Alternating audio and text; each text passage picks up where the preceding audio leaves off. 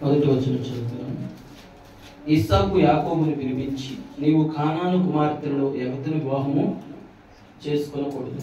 నీవు లేచి పద్దనారాములో ఉన్న నీ తల్లికి తండ్రి అయిన బెతూయేలు ఇంటికి వెళ్ళి అక్కడ నీ తల్లి సహోదరుడు లాబాను కుమార్తెలలో ఒకదాన్ని వివాహం చేసుకొనమని అతనికి ఆజ్ఞాపించి, సర్వశక్తిగల దేవుడు నిన్ను ఆశీర్వదించి నీవు అనేక జనమగునట్లు నీకు సంతానాభివృద్ధి కలగజేసి నిన్ను విస్తరింపజేసి నీవు పరవాసి అయిన దేశము అనగా దేవుడు అబ్రహాములకు ఇచ్చిన దేశము నీవు స్వాస్థ్యముగా చేసుకున్నట్లు ఆయన నీకు అనగా నీకును నీతో కూడా నీ సంతానములకు అబ్రహాములకు అనుగ్రహించిన ఆశీర్వాదమును దయచేసినగా కానీ అతను దీవించి యాకోబును పంపివేసెను. ప్రార్థన చేసుకుందాం. పరిశుద్ధుడ కృపగల దేవ లేఖన ఆమేన్. హల్లెలూయా. సమయంలో కూర్చొని వచ్చేసి ప్రైజ్ లార్డ్. హల్లెలూయా. దేవునికి మహిమ కలుగును గాక. హల్లెలూయా.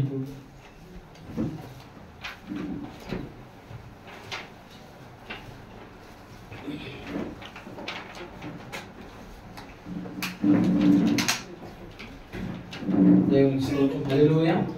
సమయంలో ప్రతి ఒక్కరు దేవునికి స్తోత్రాలు చెల్లిద్దామా? హల్లెలూయా. మరి ఉదయకాలం మరి ప్రభు మిమ్మల్ని అందరినీ దీవించును గాక. హల్లెలూయా. మరి సహోదరులారా, మరి ఈ దినం మరి మనం చూసినట్లయితే యాకోబు తన తండ్రిని మరి విడిచిపెట్టడం మనం చూస్తా ఉన్నాం. హల్లెలూయా. యాకోబుతో దేవుడు చెప్తా ఉన్నాడు, యాకోబుతో తన తండ్రి అయిన ఇస్సాకు ఈ విధంగా చెప్తా ఉన్నాడు. మరి ఏం చెప్తా ఉన్నాడంటే, యాకోబుని పిలిపించి నీవు కానాను కుమార్తెలను ఎవతను వివాహము చేసుకొనకూడదు. నీవు లేచి పద్దనారాములో ఉన్న నీ తల్లికి తండ్రి అయిన బెతూయేలు ఇంటికి వెళ్ళి అక్కడ నీ తల్లి సహోదరుడు లాబాను కుమార్తెలో ఒకదాన్ని వివాహము చేసుకుని అతను ఆజ్ఞాపించి. హల్లెలూయా. మరి మనం చూస్తున్నాం ఇప్పుడు యాకోబుని మరి ఇస్సాకు పిలిపించడం మనం చూస్తా ఉన్నాం. పిలిపించి ఏం చెప్తున్నాడంటే, నీవు వివాహం విషయంలో ఇదిగో ఇక్కడ ఉన్నావు కదా, ఈ కానాను కుమార్తెలు ఎవరిని వివాహము చేసుకునకూడదు. హల్లెలూయా. గుర్తుపెట్టుకోండి, కానాను అనగా మనకు తెలుసు కదా, లోకస్తులు. అందరికి అర్థమవుతుంది. కానాన్ అంటే వాగ్దానము లేని ప్రజలు అన్నమాట. హల్లెలూయా. ఇప్పుడు యాకోబుతో ఇస్సాకు చెప్తా ఉన్నాడు. ఏమని చెప్తున్నాడంటే, ఇదిగో నీవు మాత్రము ఈ కానాను కుమార్తెలు ఎవరిని వివాహము చేసుకొనకూడదు. ఎందుకు కానాను కుమార్తెలు ఎవరిని వివాహం చేసుకొనకూడదు అంటున్నాడంటే, ఆ కానాను కుమార్తెలు ఎవరంటే లోక సంబంధమైన వ్యక్తులు. హల్లెలూయా. వారికి దేవుడు అంటే తెలియదు, సృష్టికర్త ఎవరో తెలియదు, అబ్రహామును పిలిచిన దేవుడు ఎవరో తెలియదు, అబ్రహాముతో వాగ్దానం చేసిన దేవుడు ఎవరో తెలియదు. హల్లెలూయా. అందుకనే తన తండ్రి అయిన ఇస్సాకు యాకోబుని పిలిపించి చెప్తా ఉన్నాడు, ఇదిగో యాకోబా, నీవు మాత్రము ఎందుకనంటే నా తర్వాత దీవెన ఆశీర్వాదాలు నీకు నీ సంతతికి వస్తున్నాయి. అబ్రహాము చేసిన దీవెన, అబ్రహాము చేసిన ఆశీర్వాదం, అబ్రహాము చేసిన నిబంధన నీకు వస్తుంది ఇప్పుడు. ఎందుకంటే అది ఎవరికి రావాలి? ఏశావుకు రావాలి. కానీ ఏశావుకు రావట్లా, అది నీకు వస్తుంది. కాబట్టి నీవు ఆ సంతతిని వృద్ధి చేయాలి. కాబట్టి నువ్వు ఆ సంతతిని వృద్ధి చేయాలంటే నీవు కానాను కుమార్తెలు ఎవరిని వివాహము చేసుకొనకూడదు. నువ్వు ఎక్కడికి వెళ్ళాలో తెలుసా? నీ తల్లి ఇంటికి వెళ్ళాలి అని మనకు అర్థమవుతుంది. హల్లెలూయా. దేవుని మహిమ కలుగును గాక. ఎందుకు తల్లి ఇంటికి వెళ్ళమంటున్నాడంటే, తన తల్లి ఎక్కడి నుంచి వచ్చిందంటే మనం చూసినట్లయితే ఆమె ఒక విశ్వాసురాలు. ఎవరు తల్లి? రెబెక్కయేనా? యాకోబు తల్లి ఎవరు? రెబెక్కయేనా? ఆమె విశ్వాసురాలేనా? హల్లెలూయా. దేవుని మహిమ కలుగును గాక.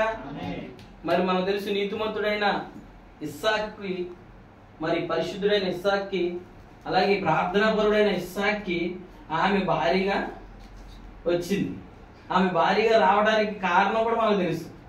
ఏ విధంగా వచ్చిందో మనకు తెలుసు. ఎంతమందికి తెలుసు? హల్లెలూయా. మనకు తెలుసు ఆమెని భారీగా ఎన్నుకున్నది దేవుడేనా? ఆ ఒంటిళ్ళ ద్వారా నీళ్లు పోస్తున్నప్పుడు ఆ ఎలియాజరు ఒక సూచన పెట్టుకుంటే ఆ సూచన అక్కడ ఉన్న గ్రామస్తులందరిలో ఎవరికి ఆ సూచన అర్థం కాలేదు. ఎవరికి ఆ సూచనలోనికి ఎవరు రాలేదు. ఆ సూచన దగ్గరికి ఎవరు వెళ్ళలా. కానీ ఆ సూచనలో భాగం ఎవరంటే రెబెకా.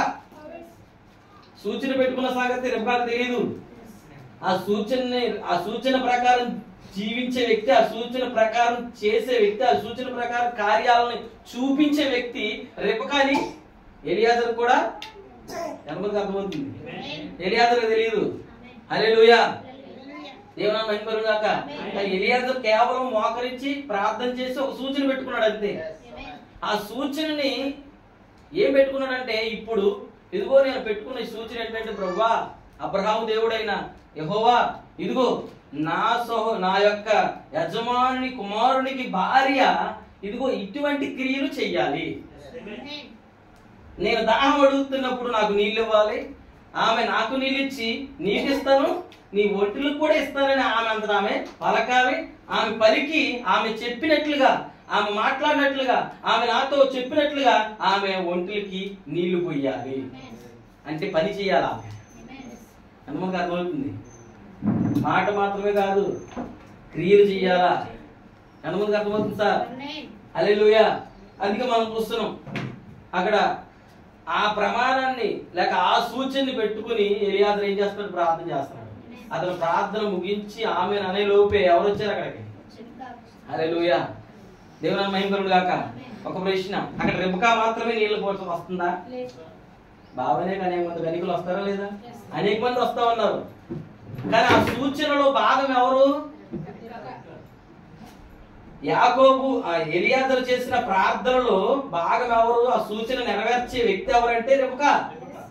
ఆ సూచనలో ఆ క్రియను ఎవరు చేయాలి? అర్థమవుతుంది. హల్లెలూయా. దేవుని మహిమ కలుగును గాక. ఇప్పుడు కూడా క్రీస్తుకి వధువు ఎవరు? ఇప్పుడు ఇస్సాకు ఎవరు? క్రీస్తుకి సాదృశ్యంగా ఉన్నాడు. అర్థమవుతుంది. అర్థమవుతుంది. ఇస్సాకు ఎవరు? క్రీస్తుకి సాదృశ్యంగా ఉన్నాడు. రెబెకా ఎవరు? వధువుకి సాదృశ్యంగా ఉంది. వధువు అనగా యేసుక్రీస్తు రక్తములో కడగబడి మచ్చైనను ముడతైనను కలంకమైన మరి అట్టిదేది లేని పవిత్రమైన కన్యక. హల్లెలూయా. దేవుని మహిమ కలుగును గాక. అనేక మంది కన్యకలు వస్తున్నారు, అనేక మంది బావ దగ్గరికి వస్తున్నారు. కానీ ఎలియాజరు యొక్క సూచనలో, ఎలియాజరు యొక్క ప్రార్థనలో ఆ ప్రార్థన సూచన నెరవేర్చడానికి ఒక వ్యక్తి కావాలి. ఆ వ్యక్తి ఎవరో ఎలియాజరుకి తెలియదు, కానీ అతను ప్రార్థన చేయడం మాత్రమే తెలుసు. ఆ సూచన నెరవేర్చడానికి, ఆ క్రియలు చేయడానికి దేవుడు అక్కడ ఒక వ్యక్తిని ప్రేరేపిస్తున్నాడు. హల్లెలూయా. ఆమె ఎవరో తెలుసా? ఇస్సాకు భార్య కాబట్టి. హల్లెలూయా. ఈ రోజు కూడా మనం చూసినట్లయితే బైబిల్లో కొన్ని సూచనలు ఇవ్వబడ్డాయి.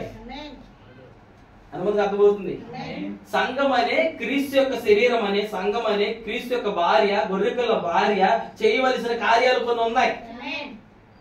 ఆమె జీవించవలసిన జీవితం ఉన్నది. ఆమె ఉండాల్సిన ఏర్పాట్లు ఉన్నాయి. హల్లెలూయా. దేవుని మహిమ కలుగును గాక.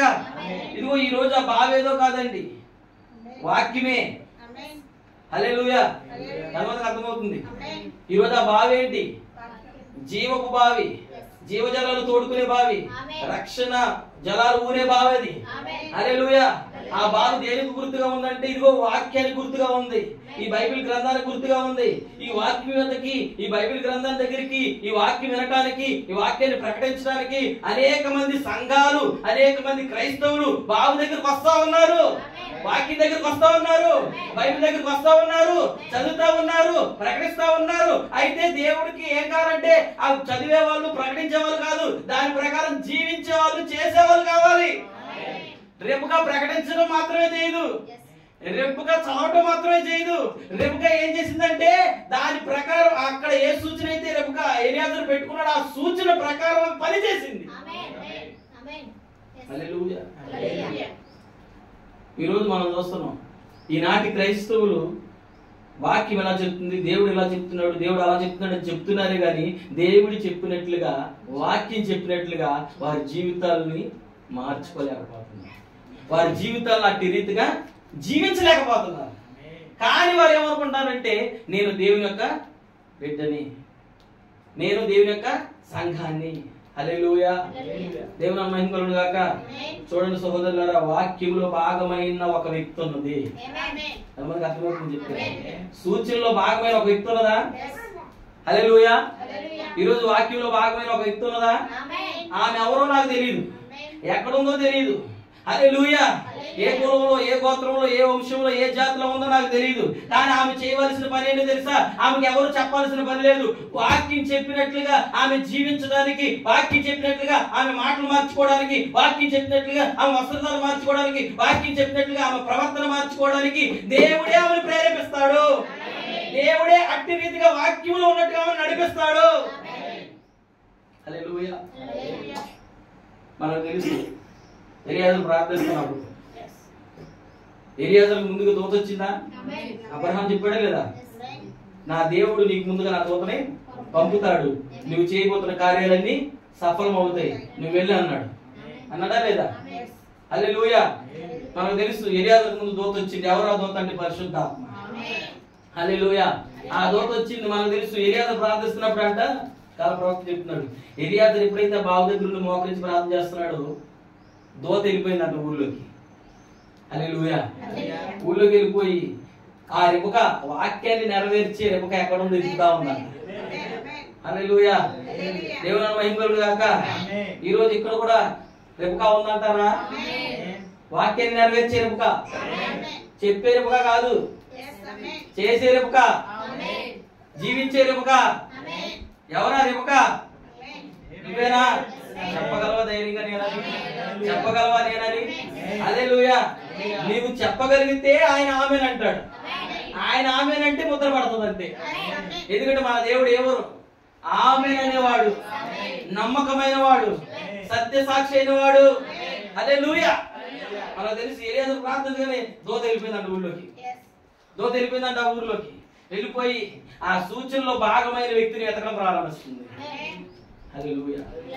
ఈ రోజు ఇక్కడ ఒక భావం ఉంది. ఏంటి ఆ భావం అంటే? ఇదిగో ఈ రూమ్ లో బాగుంది, ఇదిగో ఈ స్థలంలో బాగుంది, ఇదిగో ఈ ఏలిపేట ఖాళీలో బాగున్నది. ఏంటి ఆ భావం తెలుసా? సజీవమైన నిజమైన వాక్యాన్ని ప్రకటించే వర్తమానం ఇక్కడ ఉన్నది. హల్లెలూయా. అయితే ఈ బావి దగ్గరికి రావడానికి రెబక ఎవరో తెలుసా? వాక్యాన్ని నెరవేర్చే రెబక మాత్రమే ఇక్కడికి రాగలదు. వాక్యానుసారంగా జీవించడానికి ఇష్టపడే రెబక మాత్రమే ఇక్కడికి రాగలదు. అటువంటి రెబక, అటువంటి వధువుని, అటువంటి పిల్లల్ని దేవుని ఆత్మ స్థలాన్ని నడిపిస్తుంది. చెప్పేవారు కాదండి. విజిటర్లు అనే ముందు వస్తారు, అవునా కదా? కానీ మనం ఎవరమంటే దేవుని ఎన్నికలో ఉండి దేవుని కొరకు ఎదురు చూస్తున్న, వాక్యాన్ని నెరవేరుస్తున్న గొర్రెపిల్ల భార్యవి. హల్లెలూయా. నువ్వు గొర్రెపిల్ల భార్య అయితే గొర్రెపిల్ల చెప్పినట్లుగా నువ్వు జీవించగలవు. గొర్రెపిల్ల అనగా ఆ యొక్క ప్రభువుని యేసుక్రీస్తు అనే ఆ పురుషుడు, ఆ స్త్రీ, ఆ యొక్క భర్త చెప్పినట్లుగా మనము జీవించగలం. హల్లెలూయా. దేవుని మహిమ కలుగును గాక. రెబక వెళ్ళింది. అటువంటి రెబక, హల్లెలూయా, ఆ రెబక వచ్చిన ఇంటికి, ఆ రెబక వచ్చిన తల్లి, ఆ తల్లి ఇంటికి వెళ్ళమంటున్నాడు. హల్లెలూయా. దేవుని మహిమ కలుగును గాక. అందుకే చెప్తున్నాడు, ఇదిగో యాకోబు, నువ్వు ఏదో చేసావు, మొత్తానికి జ్యేష్ఠత్వాన్ని పొందుకున్నావు, జ్యేష్ఠత్వ సూచనలు నిన్ను వెంటాడుతున్నాయి ఇప్పుడు. అయితే నీవు ఈ కానాను కుమార్తెల అవతని పెళ్లి చేసుకోకు. నీ తల్లిలాగా నువ్వు కూడా నీ తల్లి ఇంటికి వెళ్ళు. అక్కడ లాభాలు ఉంటాడు, నీ తల్లి యొక్క అన్న ఉంటాడు, సహోదరుడు ఉంటాడు, అన్న ఉంటాడు. అక్కడ కుమార్తెలు ఉన్నాడు, ఆ అన్నకి. వాళ్ళ నువ్వు పెళ్లి చేసుకు వెళ్ళాలన్నాడు. ఎందుకో తెలుసా? మనం చూసినట్లయితే అంతకు ముందు తన పెద్ద కుమారుడైన ఏశావు ఏం చేశాడో తెలుసా? ఏం చేశాడు? ఆ కనానీయులను పెళ్లి చేసుకున్నాడు. చేసుకున్నాడా లేదా? 26:34 చూడండి. ఏశావు 40 సంవత్సరముల వాడైనప్పుడు హిత్తీయుడైన బేయేరి కుమార్తెయగు యహూదీతును హిత్తీయుడైన ఏలోను కుమార్తెయగు బాషెమతును పెళ్లి చేసుకొనెను. వీరు ఇస్సాకునకును రిబ్కాకును మనోవేదన కలుగజేసిరి. ఏం చెప్తాడంటే, వీరు ఇస్సాకునకు రిబ్కాకునకు మనోవేదన కలగజేశారంట.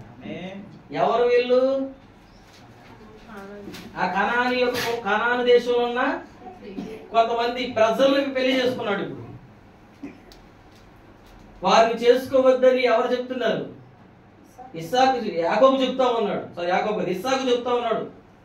కానీ ఏం చేశాడు? తన తండ్రి మాట వినకుండా ఏశావు జ్యేష్ఠత్వాన్ని పోగొట్టుకోవడం మాత్రమే కాకుండా ఇప్పుడు ఏం చేశాడంటే విరుద్ధమైన వివాహాన్ని చేసుకున్నాడంట.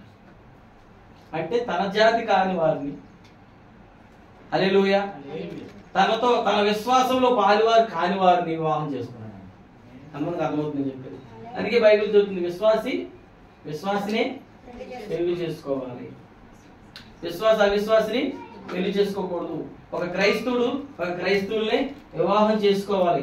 తిరిగి జన్మించిన ఒక క్రైస్తవ స్త్రీ అయినా క్రైస్తవ పురుషుడైనా తిరిగి జన్మించిన క్రైస్తవుడు కోసం, తిరిగి జన్మించిన స్త్రీ అయితే నాకు ఒక సద్గుణవంతుడు కావాలి ప్రభా, తిరిగి జన్మించిన వ్యక్తి కావాలని, పురుషుడైతే నాకు ఒక సద్గుణవంతురాలు కావాలి ప్రభా అని ప్రార్థన చేసుకోవాలి ముందుగానే. హల్లెలూయా. అందుకే బైబిల్ చెప్తుంది, విశ్వాసికి అవిశ్వాసికి పొత్తు లేదు, సాంగత్యము లేదు. క్రీస్తుకు బయలుకి ఏమి సాంగత్యము, ఏమి పొత్తు? చీకటికి వెలుగునకు ఏమి సంబంధం అన్నాడా లేదా? హల్లెలూయా. ఇప్పుడు ఇక్కడ చీకటి సంబంధమైన వ్యక్తులు వేరు. ఎవరు? ఏశావు చేసుకున్న వ్యక్తులు. ఎప్పుడైతే ఆ వ్యక్తులు ఆ యొక్క ఇస్సాకు యొక్క కుటుంబంలోనికి వచ్చినారో ఇస్సాకునకును రిబ్కాకునకు మనోవేదన కలగజేశారంట. అంటే మనోవేదన అంటే అర్థం ఏంటి?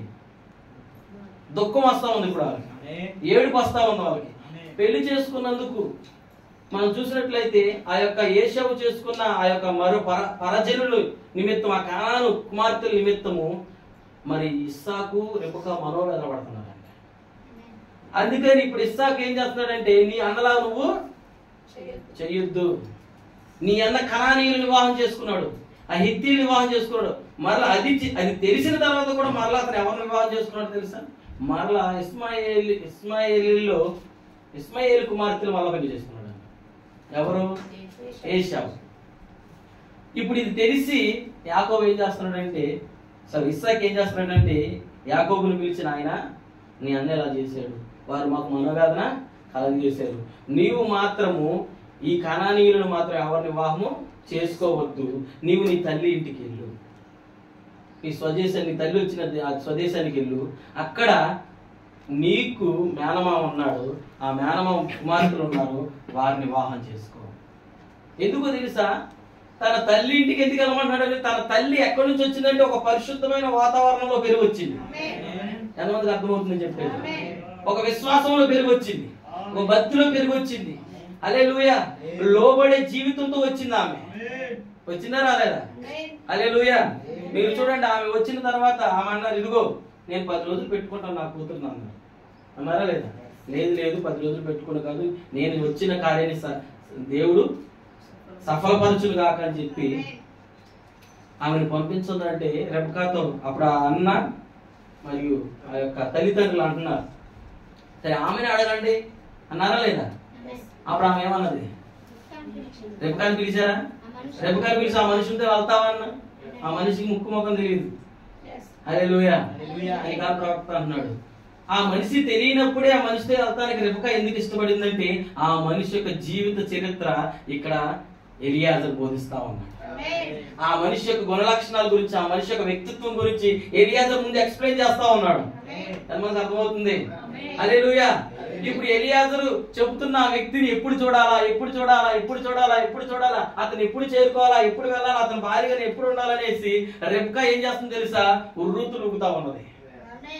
ప్రవక్త అన్నాడు, ఎలియాజరు కూర్చోబెట్టి తన తల్లికి, తండ్రికి, తన సహోదరుడికి అబ్రహాం గురించి, అబ్రహాం కుమారుడైన ఇస్సాకు గురించి, వారి యొక్క వ్యవసాయం గురించి, వారి యొక్క పనుల గురించి, వారి దగ్గర దాసిదాసుల గురించి, వారికి ఆస్తుల గురించి, వారికి పొరుగుపడి గురించి చెప్తా ఉంటే రెఫ్కమ్మ అక్కడికి వెళ్ళిపోయి బ్యాగ్ చదివేసుకుంటుందట.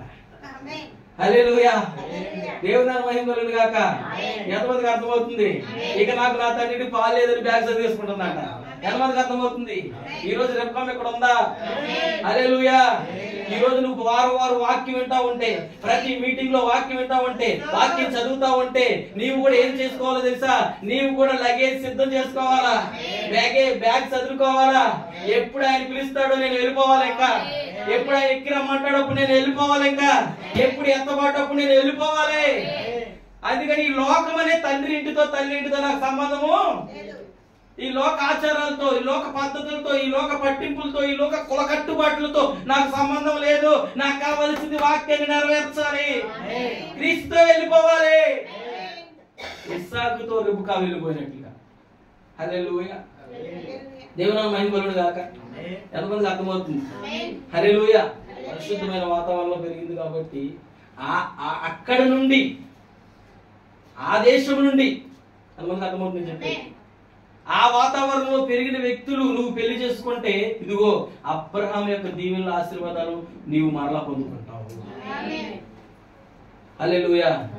మీరు చూడండి, జ్యేష్ఠత్వాన్ని తృణీకరించిన తర్వాత తన జీవితమే తృణీకరించబడిపోయింది. హల్లెలూయా. ఈ రోజు అది పరిశుద్ధాత్మతో నింపబడిన వ్యక్తి, పరిశుద్ధాత్మతో నింపబడిన వ్యక్తిని కనుగొనగలడు. ఒక విశ్వాసి, ఒక తిరిగి జన్మించిన వ్యక్తి తిరిగి జన్మించిన వ్యక్తిని చూడగలడు.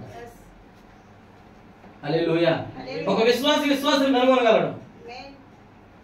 హల్లెలూయా. నువ్వు విశ్వాసం అయితే, విశ్వాసి ఎవరో ఆ విశ్వాసతో నువ్వు కనుగొనగలవు, గుర్తించగల, ఆ విశ్వాసంతో నువ్వు సహవాసం చేయగలవు. ఏ జాతి పక్షి ఆ జాతికి వెళ్ళిపోతుంది, ఆ గుడికి వెళ్ళిపోతుంది. హల్లెలూయా.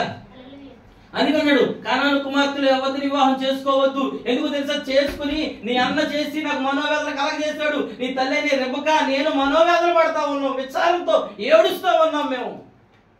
నీవు మాత్రం అలాంటి తప్పు చేయొద్దు. నువ్వు పద్దనారాములోకి వెళ్ళు. దేవుని మహిమ కలుగును గాక. ఎందుకు తెలుసా? అక్కడ నీ తల్లిలాగా భక్తి కలిగిన స్త్రీలు ఉన్నారు. నీ తల్లిలాగా తండ్రికి లోబడే వాళ్ళు ఉన్నారు, వాక్యానికి లోబడే వాళ్ళు ఉన్నారు, విశ్వాసంతో ముందుకు సాగేవారు ఉన్నారు. ఎంతమందికి అర్థమవుతుంది సార్? హల్లెలూయా. ఈ రోజు ఉన్నారా? ఎక్కడికి వెళ్ళమన్నారు? తల్లింటికి వెళ్ళు. ఎంతమంది వచ్చారు తల్లింటికి? ఏది తల్లిళ్ళు? చెప్పండి సార్, ఏది తల్లిళ్ళు? మన తల్లిళ్ళు ఏంటి? హల్లెలూయా. ఇప్పుడు మనం ఏ తల్లింటికి వెళ్ళాలా? మనకు ఒక తల్లి ఉందా? ప్రియమైన తల్లి ఉందా? ఎవరా తల్లి? అపోస్తుల బోధ అనే తల్లి. హల్లెలూయా. దేవుని మహిమ కలుగును గాక. హల్లెలూయా. అందుకని మనం ఆ తల్లింటికి వెళ్ళాలి. అంటే అపోస్తుల బోధ దగ్గరికి రావాలి. మనం ఆది అపోస్తులు బోధించిన బోధ దగ్గర రావాలా. 2000 సంవత్సరాల క్రితం తన శిష్యులకి ఇచ్చిన ఆ వాక్యం దగ్గరికి, ఆ వర్తమానం దగ్గరికి మనం రావాలా. ఇప్పుడు ప్రజలు ఎక్కడున్నారంటే, క్రైస్తవులు ఎక్కడున్నారంటే, ఈ లోకంలో అనేక రకాల కొత్త బోధలు వచ్చి ఉన్నాయి. అది అర్థమవుతుంది చెప్పేది. ఇప్పుడే వచ్చాయా కొత్త బోధలు? పౌలు కాలంలో కూడా ఉన్నాయా? యేసుక్రీస్తు జన్మించి, ఆ యేసుక్రీస్తు మరణించి పునరుద్ధానం అయిపోయిన తర్వాత అపోస్తులు భూమి మీద ఉన్నప్పుడు ఉన్నాయా? అప్పుడే ఆ కాలంలోనే అబద్ధ ప్రవక్తలు, అబద్ధ బోధకులు వచ్చారా లేదా? వచ్చారన్నాడా పౌలు? వచ్చారన్నాడా పేతురు? వచ్చారన్నాడా యోహాను? చిన్నపిల్లారా ఇది కడవరి గడియా అన్నాడా లేదా? చదవండి యోహాను సువార్త, యోహాను పత్రిక, మొదటి యోహాను పత్రికలో కాదు, మొదటి యోహాను పత్రిక 2:18 త్వరగా చదువు. చిన్నపిల్లలారా ఇది కడవరి గడియ, క్రీస్తు విరోధి వచ్చినని వింటిరి కదా. ఇప్పుడును అనేకులైన క్రీస్తు విరోధులు బయలుదేరి ఉన్నారు. బయలుదేరారంట. ఎప్పుడు బయలుదేరారు? ఇప్పుడు అంటున్నాడు. ఇప్పుడు అంటే ఎప్పుడు? యోహాను గారి పత్రిక రాస్తున్నప్పుడేనా? అంటే ఎప్పుడు? దాదాపు క్రీస్తు శకం 50వ సంవత్సరంలో యేసుక్రీస్తు వెళ్ళిపోయిన తర్వాత. హల్లెలూయా. అపోస్తులు ఉన్నప్పుడే బయలుదేరారట. అప్పుడు బయలుదేరారు. మరి ఇప్పుడు ఏమయ్యారు? ఇప్పుడు బయలుదేరలా, బలిసిపోయారు. ఎంతమందికి అర్థమవుతుంది నేను చెప్పేది? ప్రబలిపోయారు, బలిసిపోయారు, ప్రబలిపోయారు, ప్రపంచమంతా విస్తరించిపోయారు. ఇప్పుడు మీరు చూసినట్లయితే సత్యము 1% ఉంటే సత్యము లాంటిది 99% ఉంది. ఎంతమందికి అర్థమవుతుంది నేను చెప్పేది? సత్యము 1% అంటే సత్యములాగా కనిపించేవి 99% ఉంది. దేవుని మహిమ కలుగును గాక. ఎందుకంటే మనం జీవిస్తున్న కాలమే మోసకరమైన కాలం. అన్ని కాలాల కంటే ఈ చివరి కాలం, ఈ కడవరి కాలం అతి భయంకరమైన మోసకాలం. తినేది మోసమే, ధరించేది మోసమే, కట్టుకునేది మోసమే, తాగేది మోసమే, అన్ని మోసమే. ఎంతమందికి అర్థమవుతుంది నేను చెప్పేది? హల్లెలూయా. మీకు విషయం తెలుసా? ఈ రోజు మనం తినే తిండి కూడా మోసంగా మందుల చేత పండేదే. హల్లెలూయా. నీళ్లు కానించి, తిండి కానించి, టమాటాలు కానించి, చిక్కీలు కానించి, బియ్యం కానించి, కట్టుకుని బట్టలు కానించి. హల్లెలూయా. శాస్త్రవేత్తలు అసలు ఎందుకు అని పరిస్థితులు ఎలా ఉంటున్నాయి అనేసి అధ్యయనం చేస్తే ప్రజలు హైబ్రిడ్ తిని తిని మానవ జాతి నశించిపోవడానికి, కృషించిపోవడానికి పతనం ఏంటంటే హైబ్రిడ్ వల్ల. దేనివల్ల? సంకరం చేయబడిన విత్తనాలు పండించి సంకరం చేయబడిన మాంసాలు తినటం వలన ఏమైపోతుందో తెలుసా? మానవ జాతిలో ఉద్భవించవలసిన మరొక జీవి ఉద్భవించలేకపోతుంది. ఎంతమందికి అర్థమవుతుంది చెప్పేది? అంటే స్త్రీ ద్వారా రావాల్సిన ఆ గర్భం పండలేకపోతున్నాడు. పురుషుల ద్వారా రావాల్సిన జీన్స్ ఏ అయితే ఉన్నాయో అవి ఫలదీకరణ ఎందుకు ఫలదీకరణ చెందలేకపోతున్నాయి అంటే తినుచున్న ఫుడ్, హైబ్రిడ్ ఫుడ్. హల్లెలూయా. దేవుని మహిమ కలుగును గాక. హైబ్రిడ్ బాయిలర్ చికెన్, హైబ్రిడ్ వంకాయలు, హైబ్రిడ్ టమాటాలు, హైబ్రిడ్ బీఫ్ తినడం వల్ల హైబ్రిడ్ తిని తిని బాడీ హైబ్రిడ్ అయిపోతుంది. హల్లెలూయా. నేను ఇది ఉత్తిని చెప్పట్లేదు, ఏదో పిచ్చెక్కి చెప్పట్లేదు. ఈ రోజు శాస్త్రవేత్తలు లోకమంతా చెప్తున్న మాట ఇది. హల్లెలూయా. ఎందుకని? స్త్రీలు గర్భాన్ని ధరించలేని స్థితిలో ఉన్నారు. పురుషులు అంత యాక్టివ్ గా ఉన్నా కూడా తన యొక్క జీవాన్ని, తన యొక్క జీవకణాన్ని ఫలదీకరణ చెందలేని స్థితిలో పురుషులు మారిపోతున్నారంట. హల్లెలూయా. అంతేకాదు, ఒకవేళ ఏదో ఒక విధంగా ఫలదీకరణ చెంది ఆ గర్భంలో ఆ శిశువు వెళ్ళిన తర్వాత ఆ శిశువు కూడా సరైన అవయవాలతో, అన్ని అవయవాలతో లేకుండా అవయవ లోపాలతో పడుతున్నారంట. నిజమండి. గుండెలో 4 గదులు ఉండాల్సింది 2 గదులు ఉన్నాయంట. కిడ్నీ ఒకటి పెరగాల్సింది ఒకటి పెరగట్లేదంట. హార్ట్ గుండుండి ఊపిరితిత్తులు ఉండట్లేదంట. నిజం నేను చెప్పేది. సరైన విధానంలో పెరగట్లేదంట. కారణం ఏంటంటే ఇదిగో ఇది తిన్నా అంటున్నారు. హల్లెలూయా. దేవుని మహిమ కలుగును గాక. సహోదరి సహోదరులారా, భూమి మీద ఎట్టి రీతిగా హైబ్రిడేషన్ ఎక్కువైపోవడం వలన జీవం అనేది కనుమరుగవుతుంది. హల్లెలూయా. జీవం అనేది క్వాలిటీ లేదు. ఇప్పుడు స్వచ్ఛమైన పుట్టే వ్యక్తులు, పుట్టే పిల్లలు కూడా ఇదివరకు పిల్లలు పుట్టినప్పుడు వాళ్ళకి ఎటువంటి హాస్పిటల్ 10 సార్లు తిప్పాల్సిన పని లేదు. అవునా కదా?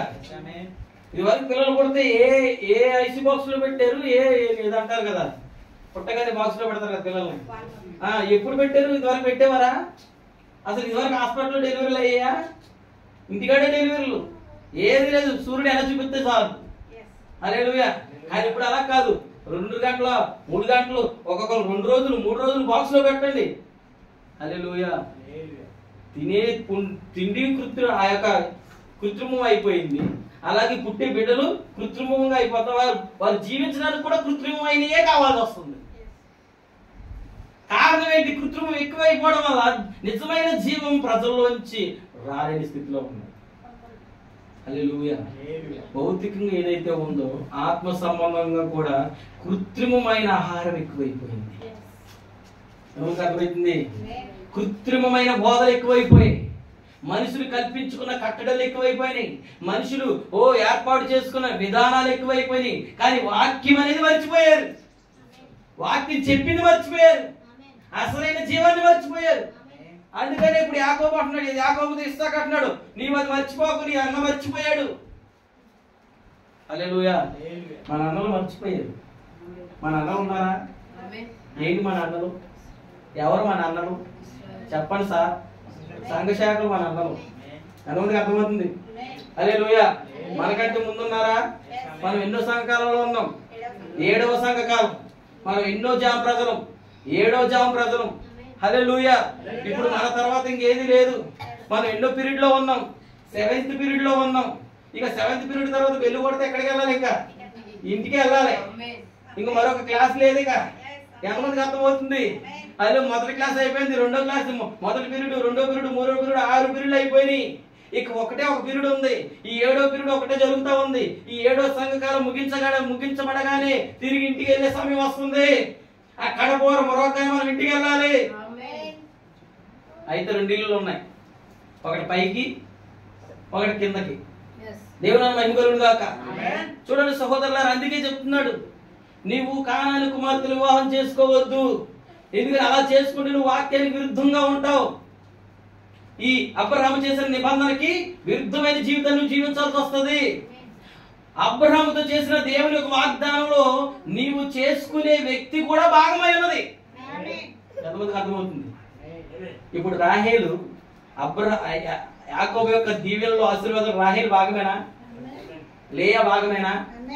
ఎందుకంటే రాహేలు నుంచి, లేయా నుంచి, ఆ జిల్పా నుంచి, ఆ దాసుల నుంచే కదా రావాలి 12 మంది గోత్రకర్తలు. అవునా కదా? రాజులు రావాలి కదా. ఆ యొక్క అనేక మంది దేవుని కుమారులు పుట్టాలి కదా ఆ యొక్క యాకోబుకి. అందుకన్నాడు వారు పుట్టాలంటే నీవు పరిశుద్ధులుగా ఉన్నావు, నీవు ఒక విశ్వాసంతో పెరిగావు, నీవు ఒక భక్తితో పెరిగావు, నీవు జ్యేష్ఠత్వం హక్కుని నీ చేత పట్టుకున్నావు. అయితే అదే రీతిగా నీవు పెళ్లి చేసుకునే వ్యక్తి కూడా అట్టి రీతిగా విశ్వాసంలో, భక్తిలో పెరిగి ఉండాలి ఆమె. అప్పుడు మీకు పుట్టే పిల్లలు ఎలా ఉంటారు? విశ్వాసంతో ఉంటారు, భక్తి కలిగి ఉంటారు. అప్పుడు అబ్రహాం యొక్క దీవెనలు, ఆశీర్వాదాలన్నీ మీరు పొందుకుంటారు. హల్లెలూయా. మనకు తెలుసు. ఇప్పుడు బయలుదేరిన తర్వాత మనం అక్కడ చూస్తున్నాం. హల్లెలూయా. అతను బయలుదేరి తన తండ్రి మాట విని ఏం చేస్తున్నాడంటే, చూడండి, తన తండ్రి మాట విని ఇప్పుడు అతను ఎక్కడికి బయలుదేరాడు? పద్మనాభంలోకి వెళ్ళాడు. అంటే తండ్రి ఇంటికి వెళ్తున్నాడు. అంతమందికి అర్థమవుతుంది. తల్లి ఇంటికి వెళ్తున్నాడు. హల్లెలూయా. తల్లి ఇంటికి వెళ్ళినప్పుడు అక్కడ ఆ తల్లి ఇంటికాడ వెళ్తున్న సమయంలో అతను ఏం చేసినట్టు ఒక కళ కన్నాడు. ఒక దర్శనం అతను చూసాడా లేదా? మనం చూసిన 12 వచ్చిన చూడండి. అప్పుడు అతను 28:12 అప్పుడు అతను ఒక కల కనెను. అందులో ఒక నిచ్చెన భూమి మీద నిలబడి ఉండేను. దాని కొన ఆకాశమును కంటేను. దాని మీద దేవుని దూతలు ఎక్కుచు దిగుచుండి. హల్లెలూయా. ఇప్పుడు అతను ఒక కల కన్నాడు. ఆ కలగన్ని ఆ కళలో చూస్తా ఉన్నాడు. ఆ కళలో ఏం కనపడుతుందంటే ఒక నిచ్చెన కనపడుతుంది. అన్నమాట అర్థమవుతుంది. హల్లెలూయా. తల్లి ఇంటికి వెళ్ళే దారిలో తల్లి ఇంటికి వెళ్తున్నప్పుడు ఆ తల్లి ఇంటికి వెళ్తున్న మార్గంలో అతను ఏం చూశాడు? నిచ్చెన. హల్లెలూయా. ఒక కళ. ఆ కళలో ఒక నిచ్చెన కనబడుతుంది. ఆ నిచ్చెనలో దేవుని యొక్క దూతలు ఎక్కుచు ఏం చేస్తున్నారంట? ఎక్కుచు దిగుచున్నారంట. ఏంటి నిచ్చెన? హల్లెలూయా. ఇక్కడ ఎవరు యాకోబుకు ప్రాతినిధ్యం వహిస్తున్నారు? ఇక్కడ ఎవరు యాకోబుకు సాదృశ్యంగా ఉన్నారు? ఈరోజు ఆ యాకోబు ఎవరు? గత కాలంలో గడిచిపోయిన భూతకాలంలో యాకోబు కోసం కాదు ఈ రోజు నేను ఇక్కడ చెప్పేది. భవిష్యత్తు ఈ వర్తమానంలో ఒక యాకోబు ఉన్నాడు. అంటే జరుగుతున్న కాలంలో ఒక యాకోబు ఉన్నాడు. ఎవరా యాకోబు? నువ్వే. ఎవరా యాకోబు? మనమే. ఎంతమందికి అర్థమవుతుంది? హల్లెలూయా. యాకోబు వంటి జీవితాన్ని జీవించిన వాళ్ళు మనమే. లోకంలో మోసయుక్తమైన ఆలోచనలతో, తలంపులతో నడుస్తున్న ప్రజలము మనమే. కానీ దేవుడు నువ్వు ఎలాంటి వ్యక్తివైనా దేవుడు అన్నాడు, నేను నిన్ను ప్రేమిస్తున్నాను, నేను నీ కోసం రక్తం కార్చాను, నేను నీ కోసం ప్రాణం పెట్టాను, నేను నిన్ను వెలబెట్టి కొన్నాను, నీవు నా సొత్తు అయి ఉన్నావు. నేను అబ్రహాముతో చేసిన ఆశీర్వాదాన్ని, అబ్రహాముతో చేసిన నిబంధన నేను నీతో నెరవేరుస్తాను, నేను నీతో స్థిరపరుస్తాను. ఎంతమందికి అర్థమవుతుంది? అందుకే మనం ఎవరము? విశ్వాసము చేత అబ్రహాం యొక్క కుమారులము. మన తండ్రి ఎవరు? విశ్వాసులకు తండ్రి అయిన అబ్రహాము. అందుకని విశ్వాసులకు తండ్రి అబ్రహాము యొక్క కుమారులైన మనము అబ్రహాం యొక్క కుమారులుగా మాత్రమే కాదంట, అబ్రహాం యొక్క దీవెన ఆశీర్వాదాల్లో కూడా పాలువారమై ఉన్నాం. ఇప్పుడు మరి ఎటువంటి ఆశీర్వాదాలు ఆ యాకోబులో లేవు, ఉన్నాయా? లేవు. ఒంటరిగా ఉన్నాడు, ఏమీ లేవు. కానీ అతను గొప్ప ఆశీర్వాదానికి గుర్తుగా ఉన్నాడంట. యాకోబు ఆశీర్వాదానికి గుర్తు. అసలు అబ్రహాంతో చేసింది, ఇస్సాకుతో చేసింది యాకోబు దగ్గరే ఫలభరితం అయింది, యాకోబు దగ్గరే మల్టిప్లై అయింది, అంటే బహుగా విస్తరించింది, బహుగా ఫలించింది. ఇప్పుడు ఆ ఫలంలో బహుగా ఫలించేదానికి ముందుగా అతను ఎలా ఉన్నాడంటే ఓన్లీగా ఉన్నాడు, ఒక్కడిగా ఉన్నాడు. ఎంతమందికి అర్థమవుతుంది? ఈ రోజు అంతే. దేవుడు నిన్ను దర్శించే ముందు, దేవుడు నిన్ను వృద్ధి చేసే ముందు, దేవుడు నిన్ను దీవించే ముందు, దేవుడిని ఆశీర్వదించే ముందు నువ్వు ఎలా ఉంటావో తెలుసా? ఒంటరిగా ఉంటావు, ఏమీ లేనివాడుగా ఉంటావు, ఏది కానివాడిగా ఉంటావు. అయితే దేవుడి చేతిలో నువ్వు వెళ్ళినప్పుడు, దేవుడితో నువ్వు సహవాసం చేసినప్పుడు, దేవుడితో నువ్వు ప్రార్థనలో పెరిగినప్పుడు, దేవుడితో ఆ యొక్క జ్యేష్ఠత్వ హక్కును పొందడానికి, అబ్రహాము దీవులు పొందడానికి దేవుడి దగ్గర నువ్వు మొరపెట్టినప్పుడు, దేవుడి దగ్గర నువ్వు వేడుకున్నప్పుడు, దేవుడి దాన్ని స్వతంత్రించుకోవడానికి మార్గాన్ని దేవుడు నీకు చూపిస్తాడు. హల్లెలూయా. దేవుని మహిమ కలుగును గాక. హల్లెలూయా. మనం చూస్తా ఉన్నాం ఇక్కడ. ఇప్పుడు తల్లి ఇంటికి వెళ్తున్న సమయంలో అతను ఒక కళ చూసాడు. ఆ కళలో ఒక నిచ్చెన కనపడింది. ఏంటంటారు ఆ నిచ్చెన? హల్లెలూయా. దేవుని మహిమ కలుగును. ఆ నిచ్చెన దేనికి గుర్తుగా ఉంది? ఆ నిచ్చెన ఎక్కడ ఉందంట? భూమి మీద దాని అక్కడ ఒక కళ చూసిన, అందులో ఒక నిచ్చెన భూమి మీద నిలుచుని ఉండేను, దాని కొన ఆకాశము కంటే. అదే ఆ నిచ్చెన భూమి నుండి ఆకాశానికి ఉందంట. దాని కొన భూమి మీద ఒకటి ఉందంట, ఆకాశానికి ఒకటి ఉందంట. దూతలంట ఎక్కుతున్నాయంట, దిగుతున్నాయంట. ఇది చూశాడు. ఇది చూసి ఉదయాన్నే లేచి ఒక్కసారి విభ్రాంతి పొంది ఏం చేస్తున్నాడంటే, ఇక్కడ దేవుని దూతలు ఉన్నాయి, ఇక్కడ దేవుని సన్నిధి ఉంది. చూడండి, చదువుదామా? 13. మరియు యెహోవా దానికి పైగా నిలిచి, నేను నీ తండ్రి అబ్రహాము దేవుడును, ఇస్సాకు దేవుడును యెహోవాను. నీవు పండుకొని ఉన్న ఈ భూమిని నీకు నీ సంతానంలోకి ఇచ్చేదను. నీ సంతానం ఈ భూమి మీద లెక్కకు ఇసుకరేణువులే అగును. నీవు పడమటి తట్టును, తూర్పు తట్టును, ఉత్తర తట్టును, దక్షిణ తట్టును వ్యాపించదవు. భూమి యొక్క వంశములన్నీ నీ మూలముగా, భూమి యొక్క అంటే ప్రతి గోత్రమా? ఓన్లీ 12 గోత్రాలే కాదు, భూమి మీద ప్రతి వంశాలు దీవించబడాలా. అంటే మనం కూడా దీవించబడాలా? ఎందుకంటే మనం ఇజ్రాయేలు కాదు, మనం అన్ని జనాంగం. ఇజ్రాయేల్ ప్రజలు 12 గోత్రంలో ఉన్న వాళ్ళే, ఆ యొక్క ఇజ్రాయేల్ దేశంలో ఉన్న ప్రజలే. కానీ ఆ ఇజ్రాయేల్ దేశంలో 12 గోత్రాలు జీవిస్తున్న ఆ ప్రజలు దీవిస్తున్నప్పుడే వారిలో నుండి మనలో కూడా చూశాడు ఆయన. అందుకని నీ ద్వారా భూమి యొక్క వంశములన్నీ దీవించబడతాయి. అంటే మనం కూడా దీవించబడతామా? మనం కూడా ఉన్నామా లేదా? అంటే ఆ భాగంలో, ఆ వాక్యములో, నెరవేర్పులో మనం ఉన్నామా? ఎంతమంది అర్థమవుతుంది? ఇలాగ నేను చెప్పాను మీకు. ఇస్సాకు భారీగా ఉండటానికి ఎలియాజరు పెట్టుకున్న సూచనలో రెబెకా భాగమై ఉన్నది. ఆమె పిలువబడాలా. ఈ రోజు ఎప్పుడో ఇస్సాకు కాలంలో, యాకోబు కాలంలో పెట్టిన ఆ వాక్యపు సూచనలో నీవు నేను భాగమై ఉన్నాం. అయితే ఇప్పుడు మనం ఎక్కడికి వస్తున్నాం అంటే క్రీస్తులోనికి పిలువబడతా ఉన్నాం, క్రీస్తులోనికి వెళ్తా ఉన్నాం, వాక్యంలోనికి వెళ్తా ఉన్నాం. ఎందుకు తెలుసు? మనం ముందుగానే ఆ సూచనలో భాగమై ఉన్నాం, మనం ముందుగానే ఈ సూచన లేఖనంలో మనం భాగమై ఉన్నాం. నువ్వు పుట్టక మునిపే, నేను పుట్టక మునిపే దేవుడు మనల్ని ప్రేమించి ఆ సూచనలో భాగం చేశాడు, ఆ వాక్యంలో భాగం చేశాడు మనల్ని. అందుకే ఈ రోజు మనం రెబెకాని ఎందుకు చెప్పుకుంటున్నాం అంటే, ఈ రోజు ఇస్సాకు భార్య అని మనం ఎందుకు చెప్పుకుంటున్నాం అంటే, మన ఇస్సాకు ప్రభువైన యేసుక్రీస్తుని ఎందుకు చెప్పుకుంటున్నాం అంటే, ఇదిగో ఈ సూచనలో మన భాగమే అన్నాం. ఆ వాక్యం మన కోసం రాయించాడు. హల్లెలూయా. దేవుని మహిమ కలుగును గాక.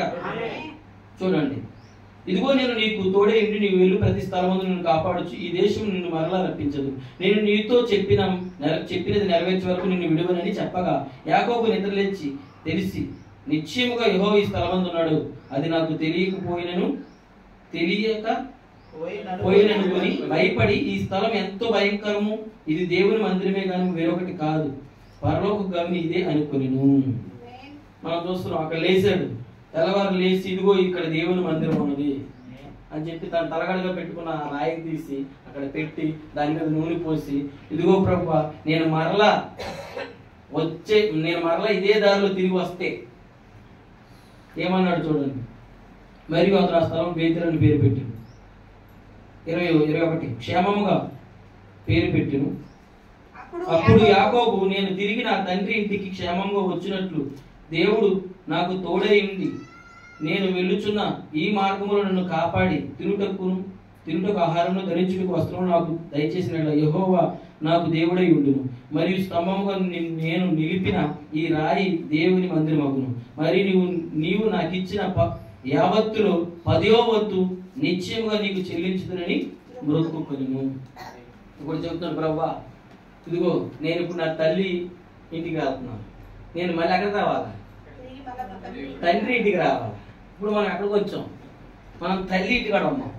మనం ఎక్కడికి వెళ్ళాలి? ఇప్పుడు ఎంతమందికి అర్థమవుతుంది? తండ్రి ఇల్లు ఎక్కడ ఉంది మనకి? చెప్పండి, తండ్రి ఇల్లు ఎక్కడ ఉంది? 2000 సంవత్సరాల క్రితం ఒక మనిషి అన్నాడు, ఇదిగో నేను నా తండ్రి దగ్గరికి వెళ్తున్నాను. అనేక నివాసాలు ఉన్నాయి. ఏ నివాసాలు చెప్తున్నాను? నేను ఇల్లు సిద్ధం చేయడానికి వెళ్తున్నాను. నేను మరలా వస్తాను, నేను మిమ్మల్ని తీసుకెళ్తాను. ఎక్కడ తీసుకెళ్తాను అన్నాడు ఆయన? తండ్రి ఇంటికి. కానీ మనం ఇప్పుడు ఎక్కడ ఉన్నాం? తల్లి ఇంటికాడ. హల్లెలూయా. తల్లి లేడు తెలుసా? నిజమైన వాక్యం, ఆది అపోస్తలుల బోధ, నిజమైన వర్తమానం. హల్లెలూయా. కానీ అంతకుముందు మనం ఎక్కడ ఉన్నాం? అన్ని బోధల దగ్గర. అన్ని బోధలు ఉన్నాయా లేదా? అనేక అన్ని బోధలతో తిప్పబడ్డామా?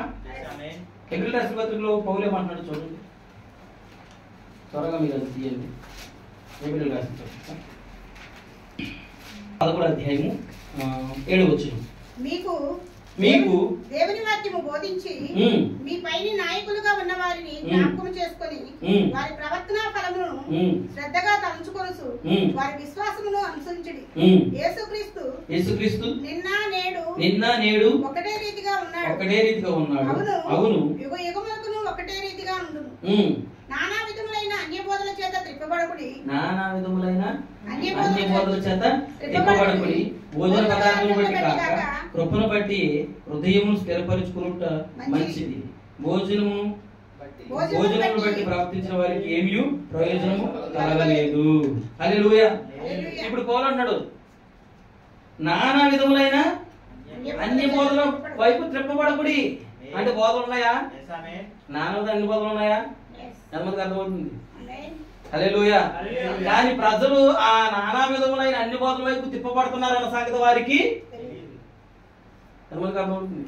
నీకు మేలు కలగాల, నా దగ్గరికి రా, 7 వారాలు రా. ఎంతమందికి అర్థమవుతుంది? నీకు సంతానం లేదా? నేను అంజూరుకాయ ఎత్తుందా? నేను అంజూరు పండు ఎత్తే నీకేమవుతుంది? నేను అరటికి ఎత్తాను ప్రార్థన చేసి. ఎంతమందికి అర్థమవుతుంది? నేను అరటికి ఎత్తాను, నువ్వు తిను, నీకేమవుతుంది?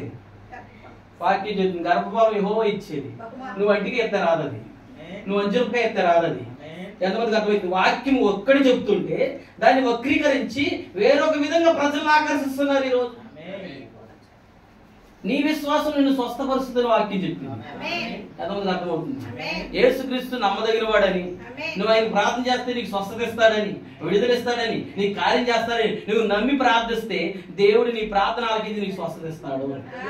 హల్లెలూయా. పెద్ద పాస్టర్ గారు ప్రార్థన చేస్తే రాదు నీకు స్వస్థత. చిన్న పాస్టర్ గారు ప్రార్థన చేస్తే రాదు స్వస్థత. స్వస్థత నీ విశ్వాసం మీద ఆధారపడి ఉంది. స్వస్థత, విడుదల, ఆశీర్వాదాలు నీ నమ్మకం మీద ఆధారపడి ఉన్నాయి. నీ నమ్మకాన్ని పెంచడానికే, నీ నమ్మకం విశ్వాసం పెరగడానికే నువ్వు మందిరానికి వెళ్ళాలా? నువ్వు మందిరానికి వెళ్ళేది ఎందుకు? వాక్యం వినడానికి. వాక్యం వినడం వల్ల ఏమొస్తుంది? విశ్వాసం వస్తుంది. ఆ విశ్వాసం స్వస్థపరిచే శక్తిని, విడుదల పొందే శక్తిని, ఆశీర్వదించబడే శక్తిని ఇస్తుంది. హల్లెలూయా.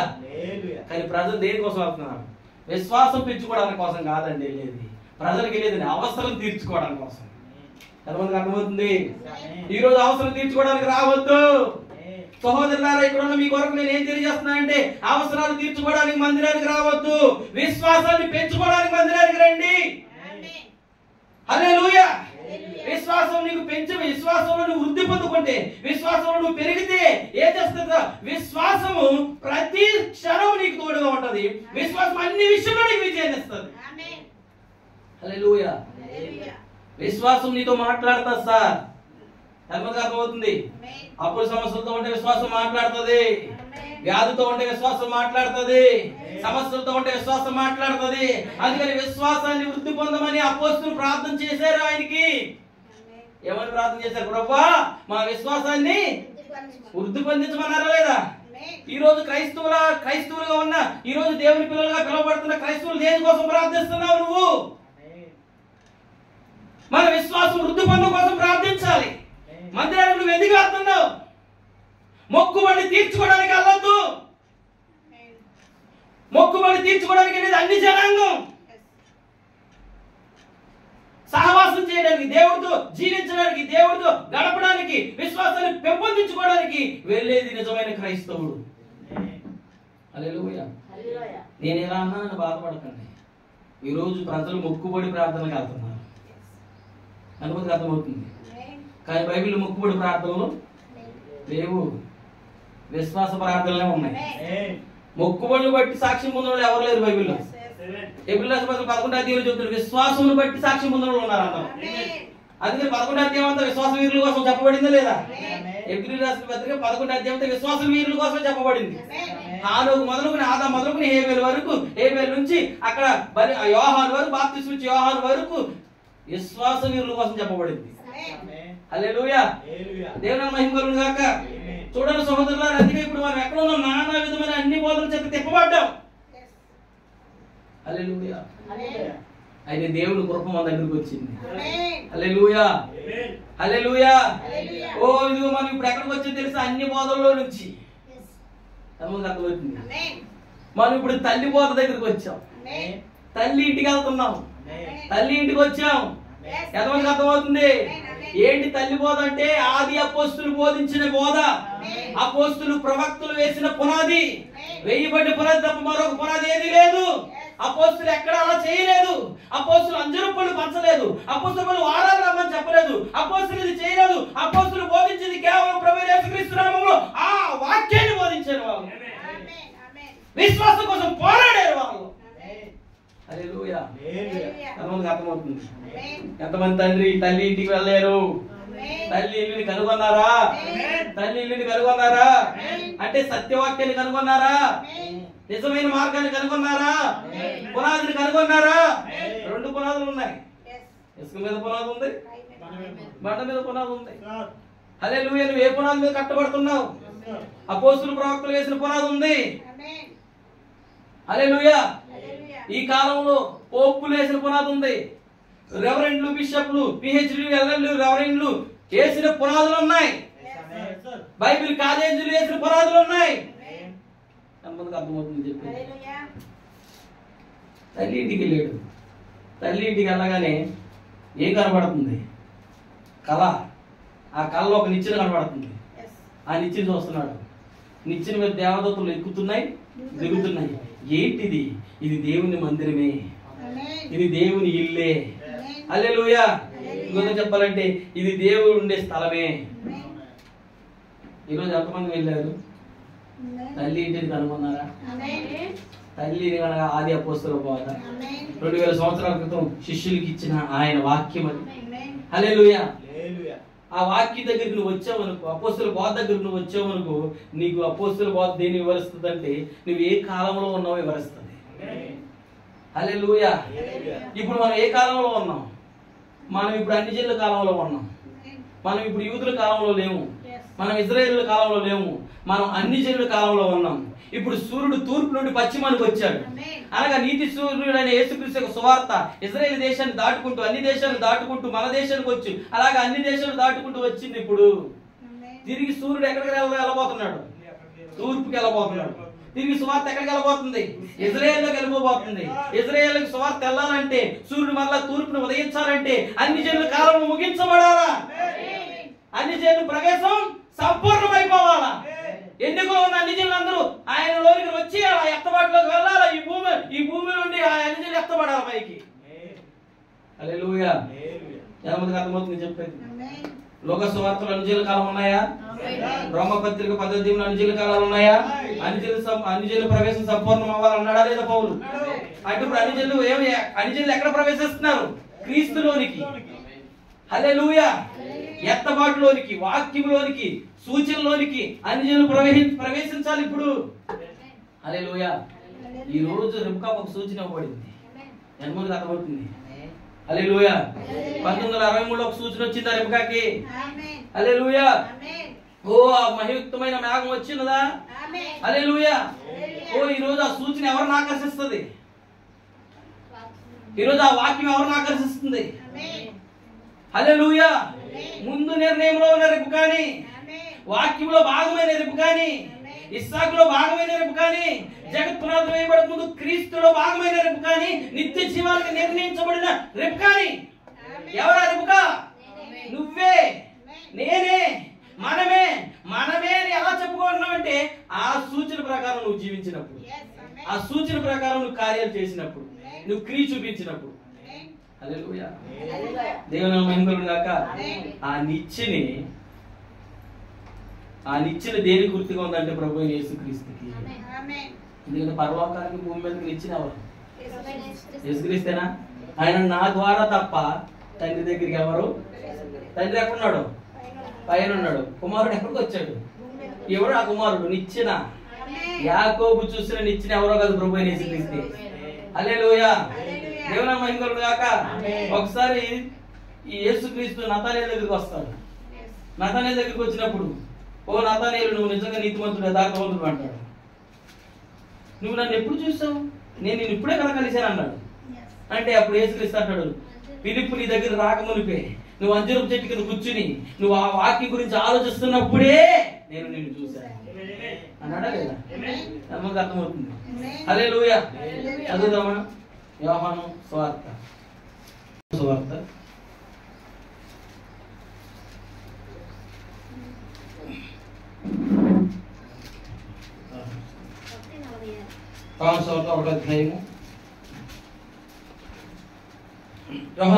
1వ అధ్యాయము తీయండి ప్రతి ఒక్కరు. 43 నుంచి చదువు.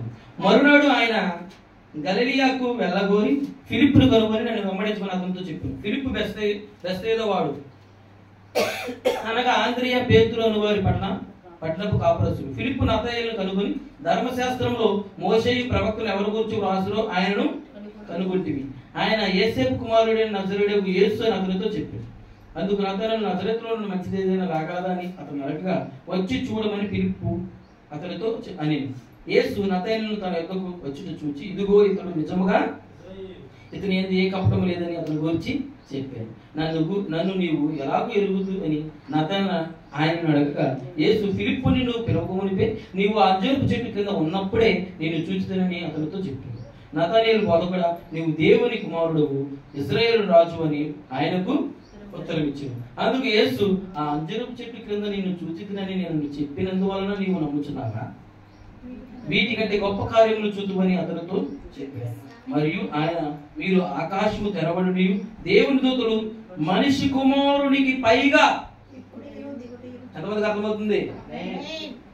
ఇదిగో నతనయేలు, ఆ చెట్టు కింద నువ్వు ఉన్నావు అనేసి నేను చెప్పినందుకే నువ్వు ఆశ్చర్యపోతున్నావా? అయితే ఇదిగో నీకు ఒక కార్యం చెప్తున్నాను చూడు. మీరు రాబోయే దినాల్లో ఒకటి చూస్తారు.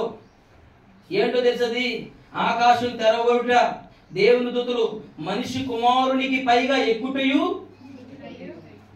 అక్కడికి వెళ్ళండి ఇప్పుడు. ఆదికాండం నిచ్చెన ఒకటి వేయబడిందా?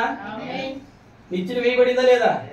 ఆకాశం నుంచి భూమి మీదకి వేయబడిందా? దేవుని దూతలు ఉన్నాయా? ఎలా ఉన్నాయి? ఎక్కుతూ. ఇక్కడ కూడా ఎలా ఉన్నాయి? చాలా జాగ్రత్తగా దాన్ని చదవండి. అక్కడ దిగుతూ ఎక్కుతూ అనలేదు, ఇక్కడ ఎక్కుతూ దిగుతూ అనలా.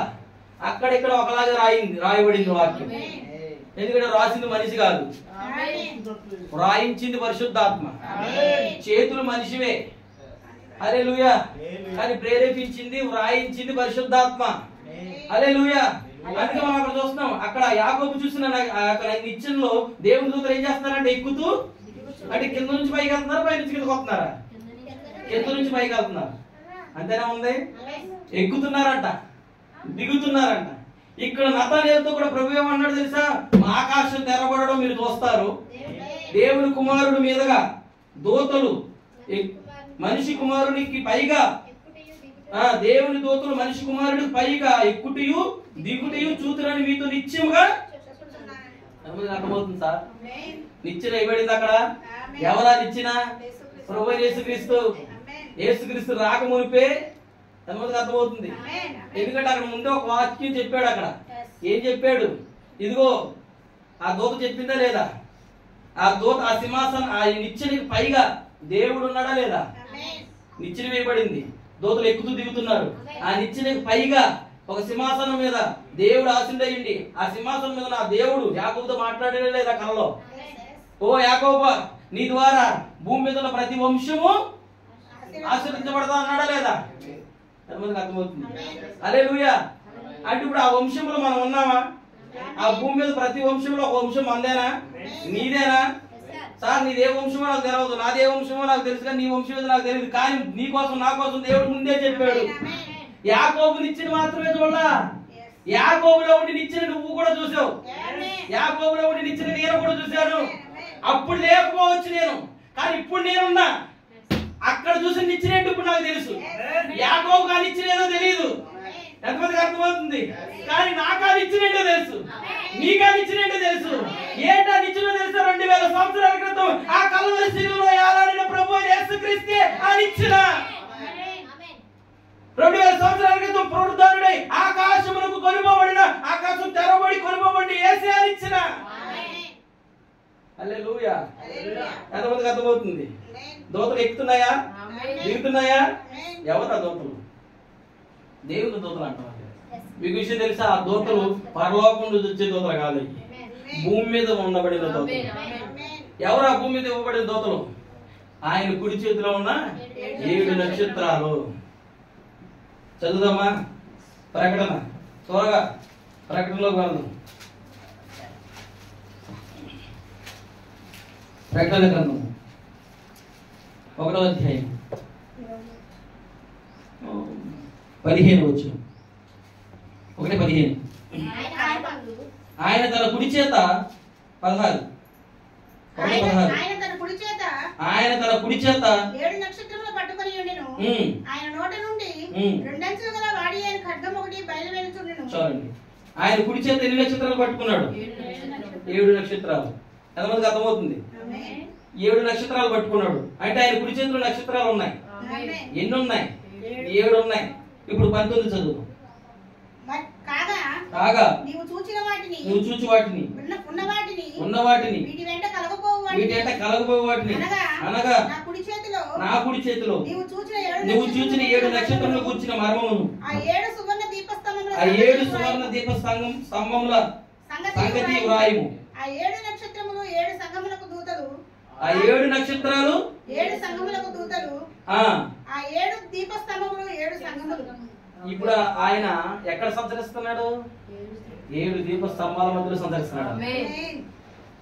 ఇప్పుడు ఆ 7 దీప స్తంభాలు ఏంటి? 7 సంఘాలు. ఆయన కుడి చేతిలో 7 నక్షత్రాలు ఏంటి? ఆ 7 సంఘాలకి దూతలు. ఎంతమందికి అర్థమవుతుంది? హల్లెలూయా. ఈరోజు చాలా మంది అనుకుంటున్నారు ఆ దూతలు, ఆయన కుడి చేతిలో 7 నక్షత్రాలు 7 దూతలు ఉన్నది, ఆ 7 దూతలు పరలోకంలో ఉన్న దూతలు అనుకుంటున్నారు. హల్లెలూయా. ఒకవేళ మనం అలాగే పరలోకంలో ఉన్న దూతలు అనుకున్నట్లయితే పరలోకంలో సంఘం ఒకటే ఉంటది, 7 ఉంటాయా? ఎంతమందికి అర్థమవుతుంది సార్? సంఘం ఒకటే ఉంటది, 7 ఉంటాయా? ఒక సంఘమే ఉంటది. ఎంతమందికి అర్థమవుతుంది? ఇప్పుడు ఏ సంఘం అయితే భూమి మీద ఎన్ని సంఘాలైనా ఉండొచ్చు, భూమి మీద లక్షల కొద్ది సంఘాలు ఉండొచ్చు. ఈ లక్షల కొద్ది సంఘములో నుండి వడకొట్టబడి వచ్చిన ఒక వదివే, ఆ వడకొట్టబడిన నీతిమంతులు పరిశుద్ధులు ఎవరైతే ఉన్నారో ఆ పరిశుద్ధులు ఆ యొక్క తండ్రి ఇంటికి, ఆ అపోస్తుల బోధ యొద్దకి, ఆ నిజమైన వాక్యం యొద్దకి ఏర్పరచబడిన ఆ వర్తమానం దగ్గరికి ఎవరైతే వస్తున్నారో ఆ వర్తమానం నుండి కొనబోబడుతున్న ఆ వదివే ఒక సంఘముగా అక్కడ ఉన్నది. అది అర్థమవుతుంది. ఆయా దేశాల నుంచి, ఆయా ప్రజల నుంచి, ఆయా వంశాల నుంచి కొనబడిందా లేదా? ఇక్కడ ఎన్నో సంఘాలు ఉండొచ్చు, అనేక పేర్లు ఉండొచ్చు. ఎంతమందికి అర్థమవుతుంది? కానీ పరలోకంలో ఉన్నది ఒకటే. భూమి మీద ఉన్న అన్ని సంఘాల్లో నుంచి పిలువబడిన ఒక పరిశుద్ధుల గుంపు ఉన్నది. ఆ పరిశుద్ధుల గుంపు అంతా కలిపి క్రీస్తు శరీరంగా ఉన్నది. ఆ శరీరం అనే సంఘము.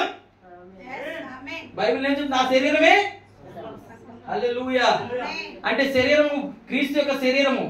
ఆ శరీరం అనే సంఘం ప్రపంచ దేశాల్లో వ్యాపించి ఉందా లేదా? అమెరికాలో ఉందా? ఆ శరీరంలో భాగం. ఆంధ్రాలో ఉందా, భారతదేశంలో ఉందా, తెలంగాణలో ఉందా? ప్రతి దేశంలో ప్రతి ప్రాంతంలో శరీరంలో భాగాలు కలిగి ఉన్న వ్యక్తులు ఉన్నారు. వారందరూ ఒక రోజు వస్తుంది, వారందరూ పిలువబడతారు, ఒక గుంపుగా ఏర్పడి ఆయన ఎదుర్కొంటారు పెళ్లి కుమార్తె. ఇప్పుడు ఆ భాగంలో నువ్వు ఉన్నావా లేదా? నువ్వు అలా ఉండాలంటే తల్లి పోతుంది. ముందు తల్లి ఇంటి ఏంటి కనుగొ, తల్లి ఇంటి కనుగొనకుండా. హల్లెలూయా. తల్లి బోధ నీకు అర్థం కాకుండా నానా విధమైన అన్ని బోధలు ఎన్ని నానా విధమైన అన్ని బోధలు చుట్టూ ఎన్నిసార్లు తిరిగినా, ఎన్ని సంఘాలకి ఎన్ని బోధలు విన్నా కూడా తల్లి బోధ దగ్గర రావాల్సిందే. నువ్వు అపోస్తులు ప్రవక్తలు వేసిన పునాది దగ్గర రావాల్సిందే. కట్టబడి పునాది మీద, బండ మీద పునాది మీద రావాల్సిందే. హల్లెలూయా. ఎంతమందికి అర్థమవుతుంది? ఇప్పుడు ఆయన కుడి చేతులు 7 నక్షత్రాలు ఉన్నాయి. ఆ 7 నక్షత్రాలు 7 సంఘాలకు. చూడండి, 7 సంఘాలు పరలోకంలో ఉన్నాయి కాదు, పరలోకంలో ఉండేది ఒకే సంఘం. అది ఎత్తబడిన సంఘము, అది జ్యేష్ఠుల సంఘము, అది బుద్ధి కలిగిన సంఘము, ఇది బండ మీద కట్టబడిన సంఘము. హల్లెలూయా. మరి 7 అంటున్నాడు, ఎక్కడి నుంచి వచ్చాయి? ఆ 7 భూమి మీద నుంచి వస్తున్నాయి. ఈ 7 ఈ 2000 సంవత్సరాల్లో కొంత కాలాలుగా విభజించబడి ఒక్కొక్క కాలంలో ఒక్కొక్క సంఘ యుగం భూమి మీదకి వచ్చింది. ఇప్పుడు మనం ఏ యుగంలో ఉన్నామంటే లాస్ట్ యుగంలో ఉన్నాము. అందుకే మీకు ఇందాక చెప్పాను, లాస్ట్ పీరియడ్ లో ఉన్నాము. ఫస్ట్ పీరియడ్ కొట్టాడు పౌలు, వచ్చాడు అక్కడికి. ఎందుకంటే ఆయన గురించి 2 నక్షత్రాలు ఉన్నాయి. 7 నక్షత్రాలు ఎవరు? 7 సంఘాలకి దూతలు. హల్లెలూయా. ఓ మొదటి దూత ఎవరు? పౌలు. రెండో దూత ఎవరు? ఐరెనిస్. మూడో దూత ఎవరు? మార్టిన్. నాలుగో దూత ఎవరు? కొలంబా. ఐదో దూత ఎవరు? Martin Luther. ఆరో దూత ఎవరు? John Wesley. ఏడో దూత ఎవరు? Miriam Marion బ్రాహం.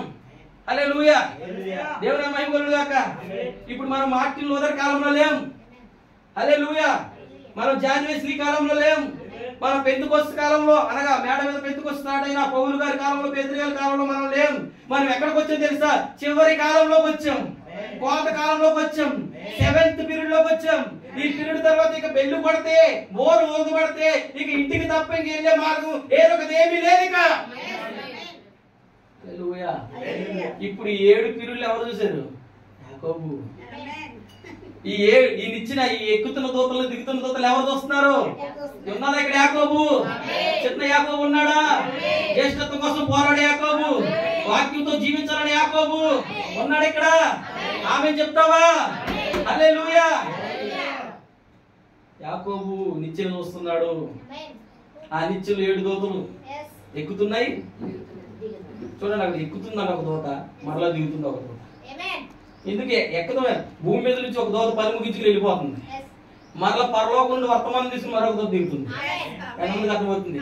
ఎందుకు తెలుసు? ఆయా తరంలో, ఆయా కాలంలో ఉన్న దేవుని ప్రజలకి వాక్యాన్ని బోధించడానికి రావాలి. హల్లెలూయా. స్కూల్లో తెలుగు పీరియడ్ వస్తా start. First Telugu period master వస్తాడా? తన బుక్ తీసుకుంటాడు. అమ్మకి అర్థమవుతుంది. చెప్పేసి తన వర్తమానాన్ని తీసుకొస్తాడు, తన బోధన తీసుకొస్తాడు, తన బోధన తీసుకొచ్చి తన బోరు ఊపుతాడు. అంటే తన స్పీచ్, తన ఉపదేశం చేస్తాడు. అతను పీరియడ్ అయిపోతుంది, వెలుగు పడతాడు, వెళ్ళిపోతాడు. అందుకు అర్థమవుతుంది. మరొక అతను ఇంకో బుక్ తీసుకొస్తాడు, ఇంగ్లీష్ బుక్ తీసుకొస్తాడు. అతను తన బోధని మరొక అతను సైన్స్ బుక్ తీసుకొస్తాడు. ఎంతమందికి అర్థమవుతుంది?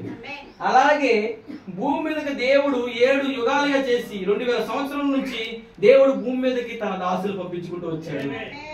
వారి Paul, Irenaeus, Martin Luther, Columba, Martin Luther, John Wesley, ఈ కాల ప్రవక్త విలియం మ్యారియన్ బ్రాహం. హల్లెలూయా. దేవుని మహిమ కలుగును గాక. ఎందుకంటే దేవుడు ఈ క్రమాన్ని అన్నడు విడిచిపెట్టలేదు. ఆయన 7 అనేది ఆయన పరిపూర్ణమైన సంఖ్య. అందుకనే 7 వర్షధనుసులు 7 రంగులు పెట్టాడు, రుచులు 7 పెట్టాడు, ప్రపంచంలో 7 ఎత్తులు పెట్టాడు, కాండాలు 7 కాండాలు పెట్టాడు, స్వరాలు 7 పెట్టాడు. ఎంతమందికి అర్థమవుతుంది? సంసోన్ జడ 7, ఆ యోసేపు చూసిన బలమైన ఎడ్లు 7, బక్క చిక్కిన ఎడ్లు 7, నెబుకద్నెజరు 7 కాలాల పాటు గట్టి మెయ్యాలి. యెహోషువ చూసిన రాతికి 7 కళ్ళు, ఎస్తేరు దగ్గర పనికత్తులు, ఆ పనిచేసే ఆడపిల్లలు 7, అహష్వేరోషు రాజు దగ్గర ప్రధానులు 7. ఆ బలిపీఠం మీద ఆ వధించిన తర్వాత ఆ మందసాన్ని తీసుకెళ్లి ఆ రక్తాన్ని తీసుకొచ్చి ఆ బలిపీఠం మీద 7 సార్లు ప్రోక్షించాలి. ఆ దీపవృక్షం మీద 7 సార్లు ప్రోక్షించాలి. అంతమందికి అర్థమవుతుంది? ఏంటి 7 సార్లు ప్రోక్షించాలి? 7 సార్లు ప్రోక్షించాలి. హల్లెలూయా. దేవుని మహిమ కలుగును గాక. ఎందుకంటే 7లో దేవుడు ఏదో పెట్టాడు. ఇప్పుడు 7 చూస్తున్నాడు ఎవరు? యాకోబు. అనుకున్నాడు ఇది దేవుని ఇల్లే. దేవుని ఇల్లు కనుగొన్నావా? దేవుని ఇల్లు ఎక్కడ ఉంది? ఎక్కడైతే వాక్యం ప్రకటించబడతాదో, ఎక్కడైతే వాక్యం ప్రకారం జీవించే పిల్లలు ఉంటారో వాళ్ళు దేవుని పిల్లలు. నీ రక్త సంబంధులు ఎవరు చెప్తారా? ఎవరు నీ రక్త సంబంధం? మీ అమ్మ తమ్ముళ్ళా? మీ అమ్మ అన్నలా? మీ నాన్న పిల్లలా? ఎవరు? ఒకరోజు యేసుక్రీస్తు వాక్యాన్ని బోధిస్తున్నాడు. ఎంతమందికి అర్థమవుతుంది? వాక్యాన్ని బోధిస్తుంటే మరియా యేసుక్రీస్తు తల్లి, అక్కలు, తమ్ముళ్ళు, అన్నయ్యలు వచ్చారంట. ఎంతమందికి అర్థమవుతుంది? సహోదరులు తల్లి వచ్చారంట. బయట ఉన్నారంట.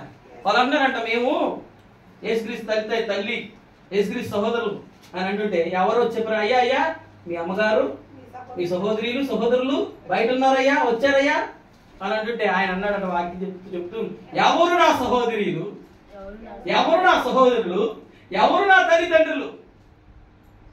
దేవుని వాక్యము విని దాని ప్రకారం చేయువారే కదా. వారికి వెళ్ళి చూసి అంటున్నాడు ఎవరు? మీరే. దేవుని వాక్యానుసారంగా జీవించడానికి ఇష్టపడి దేవుని వాక్యానుసారంగా బ్రతకడానికి ఇష్టపడుతున్న మీరే నా సహోదరులు, మీరే నా రక్త సంబంధులు, మీరే నా తల్లిదండ్రులు. సార్ ఈరోజు మనకు కూడా అదేనా? వేరే నియమం పెట్టాడా? మన నియమం ఏంటి? మన సహోదరులు ఎవరు? ఇప్పుడు దేవుని సంఘంలోకి వచ్చిన బిడ్డలే. మన తల్లిదండ్రులు ఎవరు? దేవుడి సంఘంలోకి వచ్చిన తల్లిదండ్రులు, వయసు కలిగిన వాళ్ళే. మరి మన బంధువులు ఫంక్షన్ పెట్టుకుంటే వెళ్తాం కానీ మన సహోదరులు పెట్టుకుంటే వెళ్తామా? ఎంతమందికి అర్థమవుతుంది?